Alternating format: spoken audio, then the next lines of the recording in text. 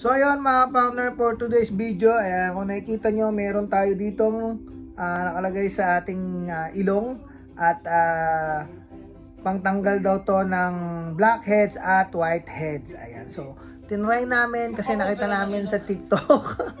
Hindi ako nagpa-opera ng ilong. Tinry namin at nakita namin to sa TikTok. Ayan, so bumili kami sa may Avenues, dyan sa may Miniso.